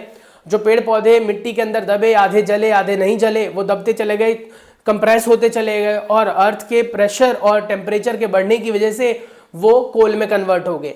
वहीं पर जो एक्वेटिक बॉडीज थी, स्पेशली एल्गी वगैरह, वो समुद्रों में थी बेटा, सी में, वहां का वाटर इवेपोरेट हुआ, उसके ऊपर कहीं ना कहीं गर्मी की वजह से इवेपोरेशन फास्ट हुआ, और उसके बाद उसके ऊपर लेयर टू लेयर सॉइल चढ़ती गई, वो भी कंप्रेस होते चले गए, उनकी बॉडी का ऑयल एक्सट्रैक्ट होकर एक जगह इकट्ठा होता चला गया, और वो ही ऑयल हम आजकल इस्तेमाल करते हैं एज अ फ्यूल के तौर पर। ब्लैक जो ऑयल हम एक्सट्रैक्ट करते हैं। ऑक्सीडेशन प्रोसेस एक ऐसा प्रोसेस होता है जिसमें कोई भी सब्सटेंस जो है वो ऑक्सीजन से रिएक्शन करता है और ऑक्सीडाइज हो जाता है। This is one of the most important बेटा, important reaction, very important reaction. बताऊं क्यों? क्योंकि ये रिएक्शन ऐसे भी पूछा जाता है कन्वर्जन के तौर पर। How would you convert alcohol to carboxylic acid? Alcohol से कार्बोक्सिलिक एसिड कैसे बनाओगे? अब एक चीज याद रखना बेटा, एल्कोहल से पहले एल्डिहाइड बनता है और एल्डिहाइड से फिर कार्बोक्सिलिक बनता है, पर एल्डिहाइड बनने का प्रोसेस यहां पर नहीं मेंशन है क्योंकि यहां पर आपने बहुत ही पावरफुल ऑक्सीडाइजिंग एजेंट डाला है जिसे आप कहते हैं KMnO4। KMnO4 बहुत पावरफुल ऑक्सीडाइजिंग एजेंट है बेटा।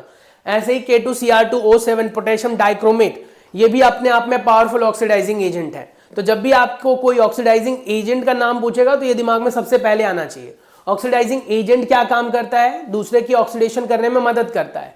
अब क्योंकि आपने नोटिस किया CH3CH2OH था, एल्कोहलिक ग्रुप है, इसमें अगर कहीं से एक ऑक्सीजन आकर जुड़ जाए तो क्या बदलाव आएगा? अब वो बात अलग है कि ऑक्सीजन को जुड़ने के लिए हाइड्रोजन को हटाना पड़ेगा, हाइड्रोजन हटेगा, लेकिन अपने आप में ऑक्सीजन आकर जुड़ रहा है तो क्या होगा? ऑक्सीडेशन होगा। और ऑक्सीडेशन से बेटा इसमें अगर एक ऑक्सीजन पहले से था, एक और आ गया, तो आपके पास हो गए ये कार्बोक्सिलिक ग्रुप। तो ये बहुत इंपॉर्टेंट है। इसमें आप पोटेशियम परमैंगनेट जो कि ऊपर लिखा हुआ है, पोटेशियम डाइक्रोमेट जो कि नीचे लिखा हुआ है, दोनों यूज कर सकते हैं। उसके बाद आता है बेटा हाइड्रोजनेशन प्रोसेस। हाइड्रोजनेशन प्रोसेस एक ऐसा प्रोसेस होता है जिसमें हम कार्बन के कंपाउंड जो कि अनसैचुरेटेड है बेटा, उनको हम सैचुरेटेड हाइड्रो कंपाउंड में कन्वर्ट करते हैं। ये भी कन्वर्जन के तौर पर पूछा जा सकता है। How would you convert unsaturated hydrocarbon to saturated hydrocarbon, and this term or this process is known as hydrogenation process। अगर आपको ये नहीं दिख रहा है तो मैं थोड़ा जूम कर दूं बेटा, ये हाइड्रोजनेशन प्रोसेस है। इस प्रोसेस को अगर आप गौर से देखो तो यू कैन सी कि यहां पर आपका RR लिखा हुआ है। ये R, ये जो R है ये अल्काइल ग्रुप को दिखा रहा है। किसको दिखा रहा है बेटा? Alkyl group, methyl, ethyl, propyl, butyl, कुछ भी हो सकता है। यहां पर डबल बॉन्ड है, अनसैचुरेटेड हाइड्रोकार्बन। निकल कैटलिस्ट डाल सकते हो, प्लेटिनम डाल सकते हो, पोलोनियम डाल सकते हो, ये सब आपके कैटलिस्ट के तौर पर यूज होंगे। कैटलिस्ट क्या होते हैं सर? ऐसा कोई भी केमिकल कंपाउंड या एलिमेंट कुछ भी हो सकता है वो जो रेट ऑफ रिएक्शन को बढ़ा देता है, उसे हम कहते हैं कैटलिस्ट। ये कैटलिस्ट डलने के बाद इसमें H2 डलता है, जिसका एक H इससे जुड़ जाता है और एक H उससे जुड़ जाता है, जिसकी वजह से बीच के जो डबल बॉन्ड थे बेटा वो सिंगल बॉन्ड में कन्वर्ट हो जाता है और दोनों के पास एक एक H जाके जुड़ जाता है। ये प्रोसेस हो गया आपके पास हाइड्रोजनेशन प्रोसेस। इस प्रोसेस का यूज किया जाता है वनस्पति तेल, घी जो वगैरह होते हैं उनको सैचुरेटेड करने में। हालांकि सैचुरेटेड ऑयल हमारे लिए बिल्कुल भी अच्छा नहीं है। Try to eat unsaturated oil. जो आपका वेजिटेबल ऑयल होता है बेटा वो अनसैचुरेटेड ऑयल होता है, वहीं पर जो आपका एनिमल घी वगैरह होता है वो सैचुरेटेड होता है। तो ट्राई टू अवॉइड एनिमल घी, क्योंकि वो हमारे हार्ट के हेल्थ के लिए अच्छा नहीं होता। एनिमल घी हमारे हार्ट हेल्थ के लिए बिल्कुल भी अच्छा नहीं होता, खासकर कि अब जब हम बहुत कम एक्टिविटीज करते हैं, यानी कि फिजिकल एक्टिविटी कम करते हैं, तो हमें नहीं कंज्यूम करना चाहिए। सब्स्टिट्यूशन रिएक्शन क्या होगा, जिसमें सब्स्टिट्यूशन हो जाता है, जैसे फॉर एग्जांपल CH4 था, क्लोरीनेशन, ब्रोमिनेशन, आयोडीनेशन कुछ भी करा दिया। नाम से पता लग रहा है क्लोरीनेशन मतलब एडिशन ऑफ क्लोरीन, हाइड्रोजनेशन मतलब एडिशन ऑफ हाइड्रोजन, और ब्रोमिनेशन यानी एडिशन ऑफ ब्रोमीन। अब ये कराया आपने, और ये यहाँ पर इन द प्रेजेंस ऑफ सनलाइट होगा, तो ये चीज बहुत जरूरी है, ये याद रखना है। तो कई रिएक्शन कैटलिस्ट के से होते हैं, कई रिएक्शन प्रोमोटर्स से होते हैं, ये आपको ध्यान रखना है। नेक्स्ट आता है बेटा हमारे पास, that is some important carbon compounds like ethanol और इथेनॉइक एसिड। ये कमर्शियली प्रिपेयर किया जाता है बेटा। देखो, many carbon compounds are invaluable to us, but here we shall study the properties of two commercial important compounds, ethanol and ethanoic acid. इनके बारे में हम पढ़ेंगे। प्रॉपर्टीज है ये दोनों के दोनों अपने आप में, अगर हम देखें इथेनॉल और इथेनॉइक एसिड के, तो यहाँ पर मेंशन्ड है बेटा कि ये दोनों के दोनों अपने आप में रूम टेम्परेचर पर लिक्विड स्टेट में होते हैं। ठीक है, मेल्टिंग बॉइलिंग पॉइंट की बात करें तो कहता है कि बहुत लो टेम्परेचर होता है मेल्टिंग बॉइलिंग पॉइंट इनका। इथेनॉल कॉमनली कहलाता है अल्कोहल के नाम से, और इसमें हम एक्टिव इंग्रेडिएंट से प्रिपेयर करते हैं, और ये अल्कोहलिक ड्रिंक और ब्रिवरेजेस में यूज़ किया जाता है। इन एडिशन टू कह सकते हैं कि अल्कोहल जो है वो अच्छा सॉल्वेंट है, मेडिसिन्स वगैरह बनाने के लिए यूज़ किया जाता है। टिंचर ऑफ आयोडीन में आयोडीन और अल्कोहल का यूज़ होता है। कफ सिरप्स में अल्कोहल का यूज़ होता है, और बहुत सारे हेल्थ टॉनिक बनते हैं जिसमें as a solvent alcohol use किया जाता है। अल्कोहल में इथेनॉल की अगर हम बात करें, यानी अल्कोहल ही है वो, उसे हम कह सकते हैं पानी में सॉल्युबल है। इस चीज़ को आपने मूवीज़ में भी देखा होगा, they use to mix water with the alcohol, है ना।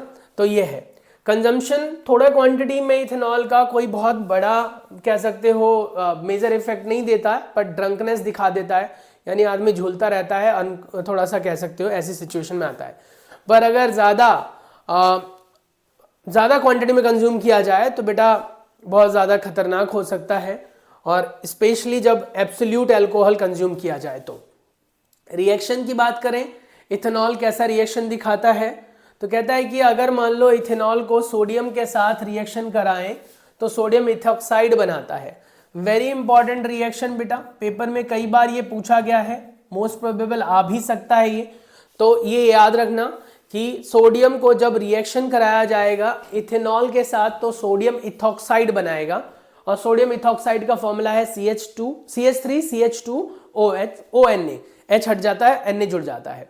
उसके बाद कहता है क्या कि अगर हम देखें कि ऊपर वाला कंपाउंड जो है वो सैचुरेटेड है, अगर हम उसको फर्दरली यानी अल्कोहल को फर्दरली हम रिएक्शन कराएं कॉन्सेंट्रेटेड H2SO4 के साथ, ये वाला रिएक्शन बेटा मैंने सैंपल पेपर में जब आपको सॉल्यूशन दिया था तब कराया था। यही रिएक्शन पेपर में आया हुआ था कि what happened when ethanol get reacted with H2SO4। तो बेटा H2SO4 जो होता है अपने आप में डिहाइड्रेटिंग एजेंट होता है, यानी कि जिसके साथ वो जुड़ता है उसका पानी वहां से हटा देता है। कोई भी एसिड जनरली ऐसा ही काम करता है, पर ज्यादातर सिचुएशंस में हम H2SO4 का यूज करते हैं। इसीलिए अगर हमारे स्किन पर जब ये गिरता है तो बर्निंग सेंसेशन देता है, क्योंकि हमारे स्किन के मॉइस्चर को हटा देता है वहां से। तो इसीलिए H2SO4 हम लेंगे हॉट और कॉन्सेंट्रेटेड फॉर्म में। H2SO4 लिया जाएगा, CH3CH2OH के साथ रिएक्शन कराएंगे, और ये आपको बनाकर देगा बेटा इथीन प्लस में वाटर, इथीन और वाटर। हालांकि ये अपने आप में डिसॉल्व फॉर्म में होंगे जिनको हमें सेपरेट करना पड़ेगा, लेकिन ये याद रखना। उसके बाद कह रहा how do alcohol affect living beings. ये आपको पता ही है कि लिविंग बींग्स को अल्कोहल बहुत ज़्यादा इफेक्ट करता है। बहुत सारे आसपास में आपने कंडीशंस देखी होंगी जिसमें लोग अल्कोहल को कंज्यूम करते हैं और वो फिर दुनियादारी से परे हो जाते हैं, वो तीसरी धरती पर होते हैं। थोड़े बहुत अमाउंट में अगर अल्कोहल कंज्यूम किया जाता है तो एज ए मेडिसिन कंज्यूम किया जाता है, ज़्यादा अमाउंट में हो जाए तो फिर गड़बड़ हो जाती है, और बहुत ज़्यादा अमाउंट हो जाए तो फिर इंसान निकल जाता है। वहीं पर अगर मिथेनॉल की बात करें तो मिथेनॉल को हम यूज़ किया करते हैं एज अ सॉल्वेंट पेंट वगैरह बनाने के लिए या फिर स्प्रे वगैरह डिज़ाइन करने के लिए। लेकिन अगर ये हमारी बॉडी में आ जाए, इनहेल कर लें या फिर ड्रिंक कर लें हम इसे, तो हमारे लिए बहुत खतरनाक होता है। इससे बेटा हमारी आंखों की रोशनी चली जाती है और डेथ तक हो सकती है। Properties of ethanoic acid. Ethanoic acid की बात करें तो इथेनॉइक एसिड बहुत वाइडली यूज होता है इस नाम से, जिसे आप कहते हैं विनेगर। विनेगर के नाम से बहुत ज़्यादा यूज होता है। इथेनॉइक एसिड का जब 5 से 8%, कीप इन माइंड 5 से 8% अगर हम मिक्स कर लेते हैं या सॉल्यूशन बना लेते हैं तो उसे हम कहते हैं विनेगर। विनेगर को पिकल्स वगैरह बनाने के लिए, सैलेड वगैरह में यूज़ करते हैं। इवन इतना ही नहीं, हम इसको चाउमीन वगैरह या फिर चाइनीज़ फूड वगैरह में भी यूज़ करते हैं। इसके बाद इसका यूज़ और भी कई तरीके से होता है। जैसे अगर हम रिएक्शन ऑफ इथेनॉइक एसिड को देखें तो जब इथेनॉइक एसिड को बेटा इथेनॉल के साथ मिलाया जाता है, याद से सुनना, इथेनॉइक एसिड को इथेनॉल के साथ मिलाया जाता है in the presence of some acids, तो वो आपको एस्टर देता है। ठीक है, क्या देता है बेटा? एस्टर देता है। और इस रिएक्शन को एस्टरिफिकेशन रिएक्शन कहते हैं। एस्टरिफिकेशन एक ऐसा रिएक्शन है जिसमें इथेनॉल को हम इथेनॉइक एसिड के साथ मिलाते हैं इन द प्रेजेंस ऑफ एसिड और बनाकर देता है एस्टर प्लस में वाटर। तो ये याद रखना, इसका हम फ्लेवरिंग एजेंट के तौर पर इस्तेमाल करते हैं, फ्लेवर्स बनाते हैं, ये याद रखना। उसके बाद इतना ही नहीं बेटा, यहाँ पर लिखा भी हुआ है ये स्वीट स्मेलिंग सब्सटेंसेस होते हैं। एस्टर्स जो है वो स्वीट स्मेलिंग होते हैं। इसका जनरल फॉर्म होता है RCOOR। RCOOR ये सिमेट्रिकल एस्टर है बेटा। एक होता है असिमेट्रिकल एस्टर जिसमें RCOOR डैश होता है, ये असिमेट्रिकल होता है। यानी कि इधर वाला CH3 और इधर वाला अगर CH3 होता तो ये RCOOR वाली कैटेगरी में होता है। इधर CH3 उधर CH3 CH2 है या CH2 CH3 है तो वो RCOOR डैश है। तो ये याद रखना है। इसके बाद इतना ही नहीं बेटा, इसका इस्तेमाल किया जाता है अगर सोडियम हाइड्रोक्साइड के साथ, देखो लिखा है ना, on treating with the sodium hydroxide which is alkali the ester is converted back to alcohol and sodium salt of carboxylic acid, जो कि यहां पर दिया गया है। यानी अगर हम एस्टर को बेटा, ये रहा, अगर हम एस्टर को सोडियम हाइड्रोक्साइड के साथ रिएक्शन करा दें, आपको शायद ना दिख रहा हो, मैं जूम कर देता हूं, एस्टर को सोडियम हाइड्रोक्साइड के साथ अगर हम रिएक्शन करा दें तो बनाकर देता है दोबारा से alcohol along with the sodium salt of carboxylic acid. अब ये जो दिया, इसको हम कहते हैं इस रिएक्शन को सैफनिफिकेशन रिएक्शन, क्योंकि यही यूज किया जाता है सोप बनाने के लिए। समझ में आ गया? फिर आपको भी पता है कि CH3COOH अपने आप में क्या है? एक एसिड है और ये अपने आप में बेस है। यहां से मिलता है आपको CH3COONA जो ऊपर से मिल रहा था अलोंग विद द वाटर। तो ये सैफनिफिकेशन रिएक्शन में यूज होता है। उसके बाद कह रहा है कि अगर मान लो हम इसका सोडियम कार्बोनेट के साथ रिएक्शन कराएं, सोडियम हाइड्रोजन कार्बोनेट के साथ रिएक्शन कराएं, तो आपको देगा ये दोनों सेम सॉल्ट CH3COONA, जो कि अपने आप में sodium salt of carboxylic acid है। Sodium salt of carboxylic acid या फिर sodium salt of carboxylate ion भी बोलते हैं इसे। ये सैंपल पेपर में क्वेश्चन जब मैंने कराया था तब बताया था कि वहां पर ये ऑप्शन टाइप क्वेश्चन में आया हुआ था कि डिटर्जेंट और सोप जब बनाया जाता है तो वहां पर कौन सा सॉल्ट होता है, तो यही होता है sodium salt of carboxylate ion. तो इसीलिए ये याद रखने की चीज है। उसके बाद सोप और डिटर्जेंट एक्शन कैसे करते हैं आपको पता ही है। सोप में दो पार्ट, सोप या डिटर्जेंट के एक्शनिंग में बेटा दो पार्ट होते हैं, एक हाइड्रोफिलिक पार्ट होता है, एक हाइड्रोफोबिक पार्ट होता है, जो ये वाला पार्ट है। हाइड्रोफोबिक पार्ट पहले रिएक्शन करता है डर्ट और डस्ट के साथ, फिर हाइड्रोफिलिक पार्ट वाटर को अट्रैक्ट कर लेता है, हाइड्रोफोबिक वाटर को रिपेल करता है। इसलिए जब कभी भी सरफेस के ऊपर, फर्श के ऊपर आपने शैम्पू को गिरते हुए देखा होगा तो आपने नोटिस किया होगा शैम्पू के गिरते पानी पहले दूर भागता है, क्योंकि वहां पर हाइड्रोफोबिक पार्ट पहले एक्टिवेट हो जाता है जो कि कार्बन चेन है। उसके बाद जो हाइड्रोफिलिक पार्ट है वो सोडियम आयन चेन वाला एंड है। तो सोडियम आयन जो है वो हाइड्रोफिलिक होता है, कार्बन चेन जो होता है वो हाइड्रोफोबिक होता है, और इसमें बेटा 17 कार्बन होते हैं, ये याद रखना है। यहां कहीं पर तो था, किधर है, कहीं तो था, कहीं तो था, कहीं तो था, ऊपर होगा बेटा, कहीं ढूंढ लेना। इसमें 17 कार्बन जुड़े होते हैं। इस हिसाब से हमारा ये चैप्टर हो गया। लगभग मैंने आप लोगों के जीवन के 1 घंटे 10 मिनट लिए, और बेटा मैंने आप लोगों का टाइम वेस्ट करने की बिल्कुल भी कोशिश नहीं की है, ना मैंने आपसे बीच बीच में कोई सवाल पूछकर आपको डिस्टर्ब किया है। मैंने सारे टॉपिक्स कराने की कोशिश की है, फिर भी अगर आपको ऐसा लगता है कि यार कुछ मिक्स हो गया या फिर कोई चीज़ मुझे पूछनी चाहिए तो you are free to ask in comment section. आप कमेंट सेक्शन में मुझे पूछ सकते हो, मैं आपको रिस्पॉन्स ज़रूर करूँगा। मिलते हैं अगली वीडियो में, तब तक के लिए अपना बहुत सारा ख्याल रखिए। चैनल पर पहली बार आए बेटा, अगर आपको लगता है कि चैनल वर्दी है, आप लोगों के काम का है, तो चैनल को सब्सक्राइब करना बिल्कुल ना भूलें। Stay tune, take care, bye bye, good luck for your examinations. ऐसे ही chapter wise video one shot में आप लोगों के लिए अपलोड करता रहूंगा। साथ ही चैप्टर वाइज वन शॉट के साथ लास्ट में आप लोगों की एक लाइव क्लास लूंगा, जिस लाइव क्लास के अंदर मैं आप लोगों के साथ बेटा शेयर करूंगा इंपॉर्टेंट नोट्स। तो मिलते हैं नेक्स्ट वीडियो में, टेक केयर, बाय बाय।